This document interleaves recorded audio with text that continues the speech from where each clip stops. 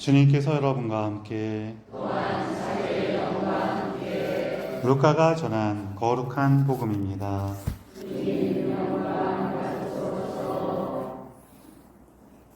예수님께서는 배당을 떠나 시몬의 집으로 가셨다. 그때 시몬의 장모가 심한 열에 시달리고 있어서 사람들이 그를 위해 예수님께 청하였다. 예수님께서 그 부인에게 가까이 가시어 열을 꾸짖으시니 열이 가셨다. 그러자 부인은 즉시 일어나 그들의 시중을 들었다. 해질 무렵에 사람들이 갖가지 질병을 앓는 이들을 있는 대로 모두 예수님께 데리고 왔다. 예수님께서는 한 사람 한 사람에게 손을 얹으시어 그들을 고쳐주셨다. 마귀들도 많은 사람에게서 나가며 당신은 하느님의 아드님이십니다 하고 소리질렀다. 그러나 예수님께서는 꾸짖으시며 그들이 말하는 것을 용납하지 않으셨다. 당신이 그리스도임을 그들이 알고 있었기 때문이다. 날이 새자 예수님께서는 밖으로 나가시어 외딴 곳으로 가셨다. 군중은 예수님을 찾아다니다가 그분께서 계시는 곳까지 가서 자기들을 떠나지 말아 주십사고 붙들었다. 그러나 예수님께서는 그들에게 말씀하셨다. 나는 하느님 나라의 기쁜 소식을 다른 고을에도 전해야 한다. 사실 나는 그 일을 하도록 파견된 것이다. 그러고 나서 예수님께서는 유다의 여러 회당에서 복음을 선포하셨다. 주님의 말씀입니다. 그리스도님 찬양합니다. 앉으십시오. 참 예수님, 서로 인사 좀 나누세요.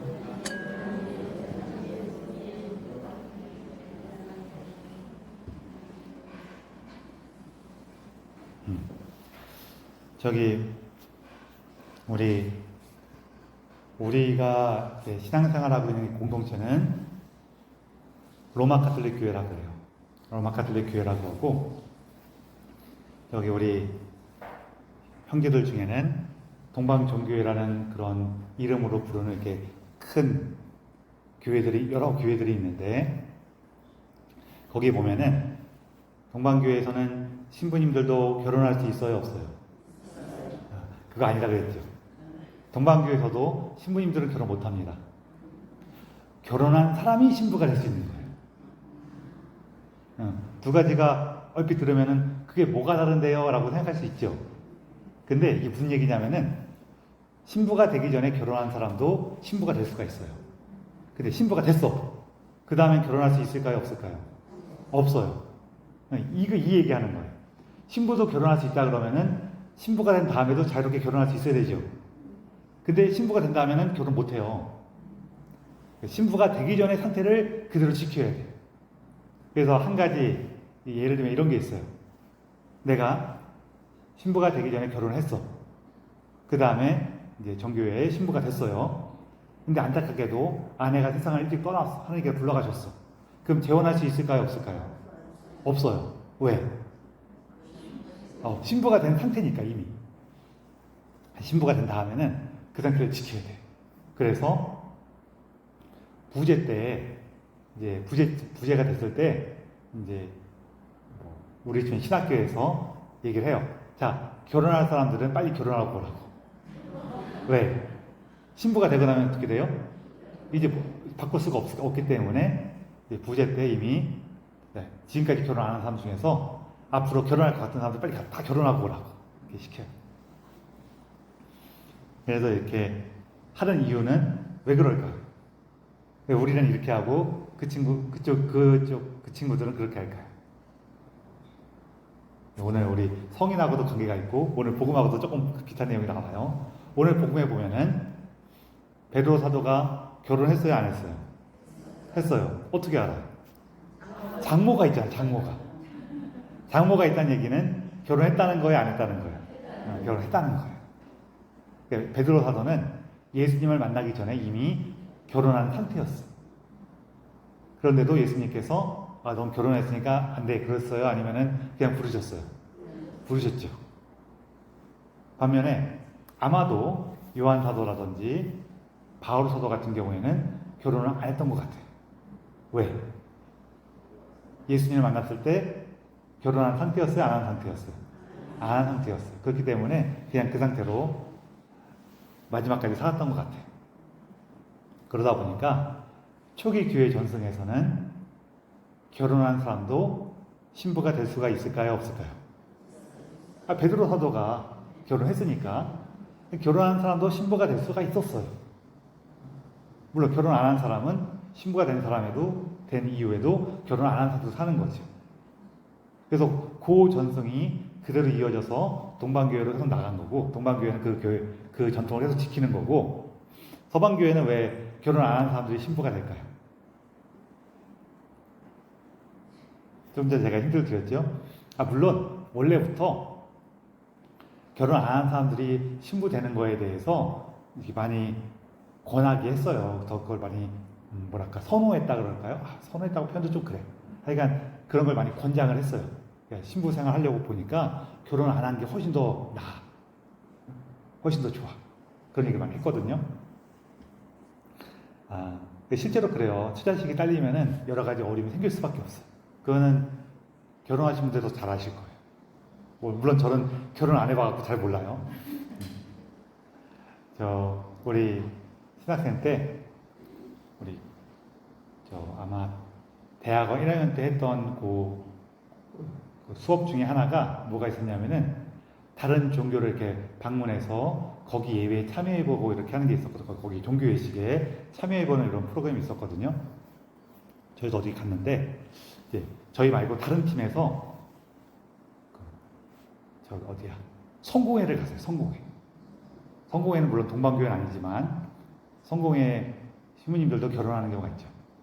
그래서 성공회를 갔는데 거기서 같이 미사에 참여하고 미사 끝난 다음에 우리 성공회 신부님하고 같이 식사 나누고 차 마시면서 얘기를 나누고 있었대요. 얘기를 하고 있는데 우리 성공회 신부님 아이가 들어오더니 거기 아빠한테 한참 쪼르고 나간 거예요. 한참 쪼르다가 엄마가 데리고 나갔대. 결국에는 딱 나가자마자 그 성공회 신부님이 천주교 신학생들을 보면서 한 말이 뭐냐면은 봤죠? 천주교가 올라요.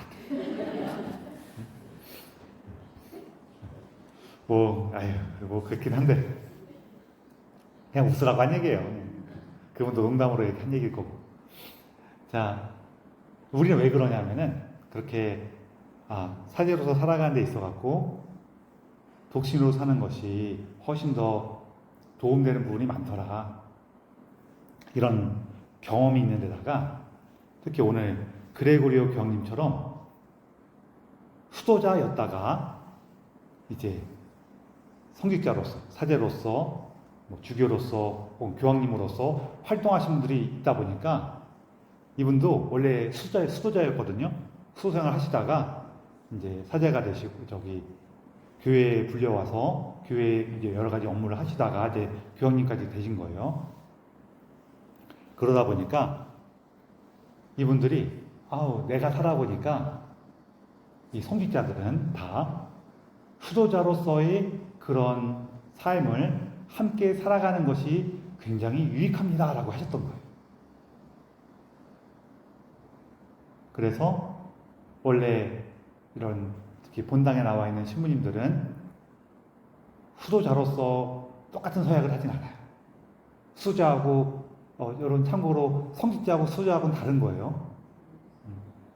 성직자이면서 수도자이신 분도 가끔 계셔요. 누가 있을까요? 수도회 신부님들. 수도회 신부님들은 수도자이면서 동시에 성직자인 거예요. 반면에 저는 수도자예요, 수도자 아니에요. 수도자는 아니에요. 다만 저희가 살아가는 그런 삶 중에서 오랫동안 이런 성인들의 가르침에 따라서 또 교부들의 가르침에 따라서 성직자들은 그래도 수도자는 아니지만 수도자를 닮는 모습으로 좀 살도록 노력을 해봐. 그런 게 많이 있어요. 그래서 이렇게 좀 비슷한 모습이 있는 거지 저희는 수자는 아니에요.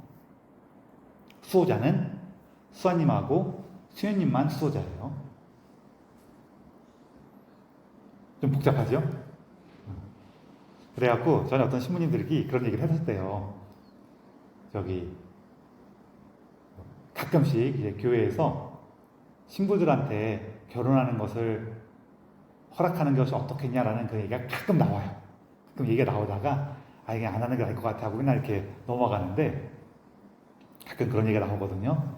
그래서 그런 얘기가 나왔을 때 저기 신부님들 몇 명이 모여갖고 같은 지역에서 활동하시는 신부님들이 서로 이렇게 같이 얘기를 나누다가 문득 그 얘기가 나와서 야, 너 교회에서 결혼할 수 있도록 허락하면 어떻게 할 거야? 그랬더니 신부님들이 그래 어떻게 할까? 이거 어떻게 하지? 막 이렇게 서로 얘기를 했대요. 근데 한 신부님만 난 상관없어. 나는 결혼 안 해. 그러더래요. 너는 어떻게 이렇게 단호해? 그랬더니 아니 난 수도자라서 교회에서 신부님이 결혼하는 걸 허락하고 말건 우리 수도에서는 안 돼. 왜? 이 신부님은 신부일 뿐만 아니라 수도자이기도 하죠. 그러면 수도자는 단순히 신부님들이 이거 해라 마라 하는 그 규칙에만 따르는 게 아니라 수도회에서 정해진 규칙이 또 있잖아요. 우리 수도회 회원들은 다 결혼하면 안 돼. 그 규칙이 있으면은 어차피 신부들 결혼해라 그래도 나는 못 해요. 왜? 나는 수도회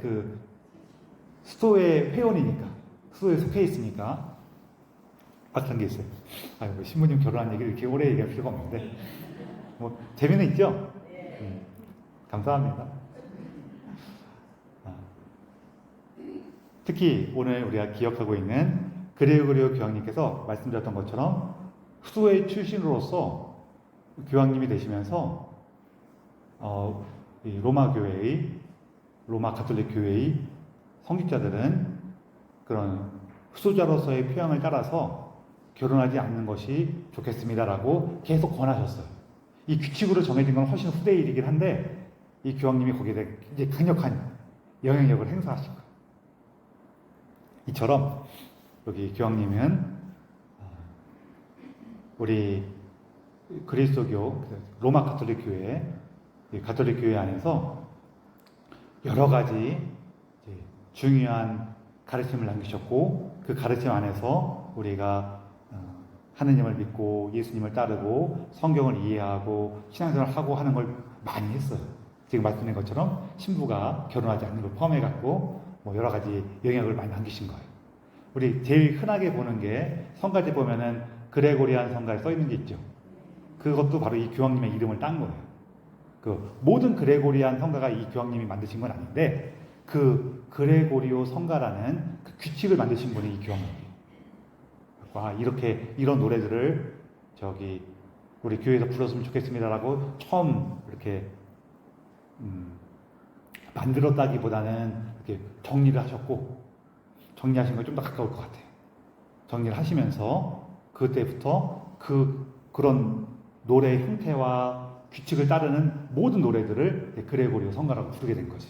우리가 표현할 때 그레고리안 성가라고도 하고 그레고리오 성가라고도 하고 그러는데 어쨌거나 같은 얘기예요. 그러면서 이제 이분이 주신 가르침이 되게 많은데 우리 가르침을 얘기하면은 어려우니까 그리고 실제로 우리가 신앙생활 하는 거 안에는 이미 이 교황님의 가르침이 이렇게 은연중에 많이 포함이 돼 있어요. 그래서 우리가 그 중에서 세밀하게 따질 것까지는 아닌데 재미있는 얘기는 몇 가지 해드릴게요. 이 교황님은 오랫동안 로마의 중요한 부제로 활동하셨어요. 부제라 그러니까 여러분 조금 더 노력하면은 신부가 되겠네라고 생각할 수 있죠. 근데 옛날의 부제는 그냥 신부하고 다른 업무를 하고 있던 중요한 봉사자예요.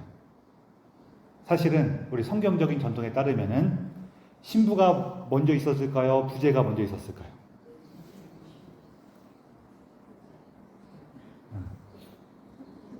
부제가 먼저 있었어요. 제가 사제라고 얘기하지 않고 신부라고 얘기했죠. 사제하고 신부는 똑같은 게 아니에요. 또 저 신부님이 무슨 이상한 얘기를 하시나 그러죠? 뭐냐면은 여러분 사제는 누구예요? 사제는 예수님이 참 사제시죠. 그렇죠? 우리에게 있어서 유일한 참 사제는 누구예요? 예수님이셔요. 그런데 예수님께서는 당신의 사제로서의 역할을, 그 사명을 사도들에게 나누셨죠. 그렇죠? 사도들에게 너희는 가서 이것을 행하여라 하면서 마지막 만찬 때 그 역할을 나눠주셨단 말이에요. 그래서 이제 사제는 누가 됐어요? 12사도, 사도들이 이제 사제가 된 거예요. 그런데 12사도들이 그 초기 교회를 이끌 때 교회 내에서 사랑을 실천하고 어려운 사람들을 도와주고 이런 걸 할 사람들이 필요했어요. 그래서 이렇게 뽑은 7명의 봉사자를 우리가 부제라고 부르죠. 그 7명의 봉사자를 우리가 부제라고 부르는 거예요. 그래서 7명의 봉사자들이 주로 한 역할 중에 뭐냐면은 교회의 재산을 맡아서 관리하면서 어려운 사람들 도와주는 역할이 있었어요. 그러다 보니까 이 7명의 특별한 봉사자들을 개신교에서 뭐라고 불러요? 집사라고 불러요. 집사가 뭐 하는 사람이에요? 집안의 재산을 맡아서 관리하는 사람들이죠. 그래서 그 교회의 집사라고 집사라고 부르는 거예요. 우리는 부제라고 부르고, 사실은 엄밀하게 얘기하면 이 사람들을 집사라는 말도 조금 애매하고 부제라는 말도 조금 애매하고 뭐라고 불러야 되냐면은 봉사자라고 불러야 돼. 봉사하는 사람이라고 불러야 되는데, 또 봉사하는 사람이라고 부르면은 교회 내에 봉사하는 사람이 되게 다양하게 있죠. 그러니까 또 헷갈려. 그래서 우리가 그냥 부제라고 부르는 거예요. 그리고 나서 이제 사도들이 여기저기 다니면서 복음을 전해요. 복음을 전하는 곳마다 또 복음을 전하고 있을 때 이런 사도들의 업무를 도와줄 사람들이 필요하거나, 혹은 사도들이 이제 그 공동체를 떠나서 다른 데로 복음을 전할 때 이 공동체를 맡아서 돌볼 사람들이 필요하죠. 그렇게 해서 뽑은 사람이 누구냐면은 사도들의 협력자, 사도들의 그 직무를 이제 나눠서 도와주는 사람 해서 뽑은 사람들을 뭐라고 부르냐면은 이제 성경에서는 원로라고 나와요. 원로라고. 이 원로들을 개신교에서 장로라고 부르죠. 이 원로들이 나오는데, 이 원로들이 이제 시간이 지나면서 사도는 주교님이 되고, 사도들의 자리를 이어받으신 분들이 이제 주교님들 되고, 그 주교님들이 특별히 미사를 거행할 때 그 교구 안에 있는 모든 본당에서 미사를 거행할 수가 없으니까 아까 얘기했던 그 원로들한테, 야, 네가 가서 저 본당은 네가 미사하고, 이 본당은 네가 미사하고, 요 본당은 네가 미사하고 이제 보낸단 말이에요. 그래서 그렇게 파견된 원로가 뭐가 돼요? 신부가 되는 거예요. 재밌죠? 재밌다 그래요, 빨리. 그래서 부제는 원래 있었던 거고, 신부는 이 원로가 바뀐 게 신부기 때문에 더 나중에 나타나요. 원로까지 따진다고 하더라도 부제보다 더 나중이에요. 그래서 부제랑 신부 중에서 뭐가 먼저 됐습니까? 그러면은 부제가 먼저예요. 역할은 좀 다르고. 그래서 우리가 사제라고 부를 때에는 먼저 예수님, 그 다음에 사도들, 그리고 사도들의 직무를 이어받은 주교님들, 그리고 주교님의 그 사제 직무를 위탁받은 누구? 신부까지 사제라고 부르는 거예요. 저는 사제는 사제인데 혼자 사제가 아니라 누구랑 붙어있을 때만 사제예요? 주교님하고 붙어있을 때만 사제예요. 내가 주교님 몰라고 떠나면 사제가 될까요? 안 될까요? 안 돼요. 그런 게 있어요. 그래서 요 그레고리오 교황님은 로마의 부제였는데, 이 부제님이 있을 때 재밌는 일이 몇 가지가 있거든요. 그게 뭐냐면은, 지금도 로마에 가면은 바티칸 성당을 딱 돌아보고 나와서 바로 옆으로 가는, 보통 지나가면서 보게 되는데, 뭐가 있냐면은 천사의 성이라는 곳이 있어요. 여기 원래 하드리아누스 영무 황제의 무덤이었는데, 하드리아누스 황제의 무덤이었던 거예요. 아닌가? 황제의 무덤이었어 원래는. 하드리아누스 황제 맞는 것 같은데, 어쨌거나 그거를 나중에 무덤을 그 구조를 그냥 이용해갖고 성으로 만들었어요. 성으로 만들었는데 그 성 위에는 천사의 큰 조각상이 있어요. 그래서 그 성을 뭐라고 부르냐면은 천사의 성이라고 불러요. 근데 그게 왜 천사의 성이라고 불리게 됐냐면은 그레고리오 교황님이 부재일 때 로마에 역병이 돌았어요. 이제 그 규모가 큰 도시들은 어쩔 수 없이 정기적으로 이렇게 병이 돌아요. 사람들이 많이 모여 살다 보면 병이 생기거든요. 우리도 몇 년 전에 전 세계에 유행했던 큰 전염병들이 있었죠. 이런 식으로 사람이 많이 모여 살면은 정기적으로 전염병이 돌 수밖에 없는데 이때도 전염병이 돌았어요. 그래서 이제 어떻게 했냐면은 로마 교회에서 십자가를 앞세우고 로마를 한 바퀴 삥 도는 게 행렬을 했어요. 우리를 이 역병에서 구해달라고 행렬을 쭉 했는데 행렬을 한 바퀴 쭉 돌고 그 천사의 성 앞을 지날 때 참고로 이 시절에는 바티칸 성당이 없어요. 지금 같은 바티칸 성당이 없기 때문에 바티칸이 로마의 중심지가 그 교회의 중심지가 아니에요. 한 바퀴 로마를 삥 돌면서 그 천사의 성 앞을 지나갈 때 그 하느님께 기도하면서 청하는 그 모습을 보고 천사가 칼을 로마를 치려고 칼을 빼들었다가 그 칼을 다시 칼집에 넣는 모습이 나타났다 그래요. 그때는 황제의 무덤이었겠죠. 그 위에서. 그래서 천사가 로마를 치려고 그러다가 다시 그 칼을 거두는 모습을 보면서 사람들이 하나님께 감사했고 그래서 로마에서 이제 병이 떠났다 그래요. 그래서 거기다가 저 자리에 천사가 나타났었어 하는 게 계속 전해져 갖고 지금 거기다 천사의 성을 쌓고 천사 조각상을 만들었을 때 사람들이 이제 천사의 성이라고 부르는 거예요. 그리고 또 어떤 일도 있냐면은 로마에 가면은 이제 광장에 이렇게 아주 큰 붉은 기둥만 이렇게 딱 있는 곳이 두 군데 있거든요. 하나는 트라이누스 황제의 기둥이고 또 하나는 아우렐리우스 황제의 기둥인데 트라이누스 황제의 기둥이 먼저 만들고 아우렐리우스 황제가 그걸 따라서 나중에 또 만든 것 같아요.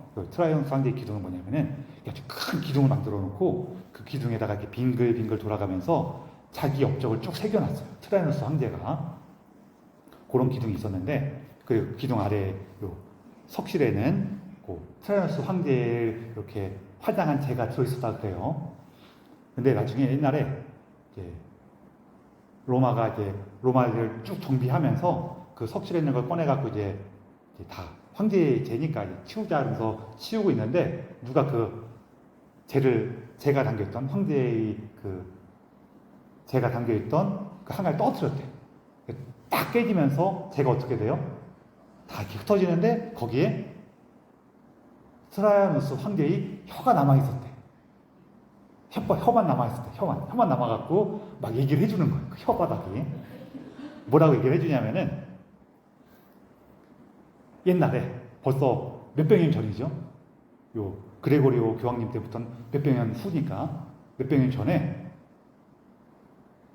그레고리오 교황님이 여기 로마를 한 바퀴 삥 돌다가 그 트라이아누스 황제의 기둥을 유심히 보면서 그 기둥에 쭉 황제 업적이 새겨져 있으니까 보다 보니까 중간에 그 황제가 가난한 과부를 이렇게 도와주는 장면이 있대요. 그걸 보고 이 그레고리오 교황님이 감명을 받아갖고 이 이교도인 황제도 하느님의 사랑을 알아서 이렇게 가난한 이들 도와줬구나 하면서 감명을 받아서 그때 하느님께 기도를 했대요. 하느님, 이 황제가 비록 이교도이지만 이렇게 사랑을 실천했으니 이 황제를 구원해 주십시오라고 기도를 했더니 하느님께서 자기를 천국으로 불러가셨다. 그러면서 천사를 보내서 뭐라고 하셨냐면은 그레고 교황님한테 그레고리오야 네가 얘기하니 내가 들어주겠나마는 앞으로는 지옥에 있는 사람들 위해서 기도하지 마라. 지옥에 사람 자꾸 꺼내줘야 되니까 기도하지 마라. 그랬다는 거예요. 그래서 내가 그렇게 구원을 받았기 때문에 혓바닥만 남아갖고 그 얘기를 전하고 싶어갖고 기다렸다. 이렇게 얘기를 하더라는 거예요. 이런 얘기는 여러분 그냥 믿으시면 복된 겁니다. 근데 이 얘기가 하고 싶은 게 뭐예요? 그처럼 이렇게 하느님께서 사랑하셨고 아끼셨던 이 그레고리오 교황님을 통해서 많은 이들이 구원으로 나갔더라. 그리고 우리도 이 교황님의 정보를 통해서 구원으로 나갈 수 있습니다 라는 얘기를 하고 싶은 거예요. 그렇죠? 그래서 이런 교황님이셨어요. 오늘 우리 이 교황님 기억하면서 특히 오늘 복음 보면은 재밌는 게 하나 나오는데 여기 베드로의 장모님 나왔죠. 베드로 장모가 나와서 열병을 앓고 있었대요. 이게 복음서마다 이 베드로의 장모를 치유하는 위치가 조금씩 다른데 루카 복음은 좀 앞에 있어요. 반면에 그 마테오 복음하고 마르코 복음에는 조금 뒤에 있어요. 이 성경 굵기로는 마르코 복음이 제일 앞에 있지만 앞에 뭐가 있냐면은 예수님께서 사도들을 부르시는 게 마테오하고 마르코 복음에는 좀 앞에 있고 루카 복음에는 이 사건 이후에 있어요. 이렇게 된 이유는 가장 큰 이유는 아마도 이 예수님께서 사람들을 치유하시는 장면들, 그 장면들을 한 곳에 좀 모아놓고 싶다 보니까 이렇게 한 것 같긴 한데 그래서 위치 조금 다르긴 해요. 그런데 여기에 보면은 그래도 위치가 다르더라도 내용의 의미는 좀 이렇게 해석하시는 부분이 있어요. 뭐냐면은 예수님께서 아마 베드로 사도를 부르기 전부터 베드로 사도는 예수님을 따라다녔던 것 예수님 좀 만나고 했던 것 같으니까 마테오나 마르코 복음을 보면은 베드로 사도가 예수님을 따라 나선 다음에 이 사건이 일어나요. 그걸 전제로 했을 때 여기 베드로의 장모가 지금 열병에 다 누워 있어요. 이게 진짜 나쁜 걸 수도 있는데 또 뭐가 있을 수 있냐면은 지금 베드로 사도는 예수님 따라다니라고 정신이 없어요.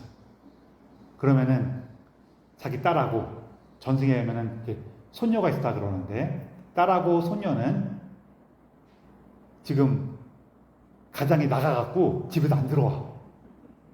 그럼 장모 입장에서 그걸 보는 게 우라통이 터져요, 안 터져요? 우라통이 터질 거야.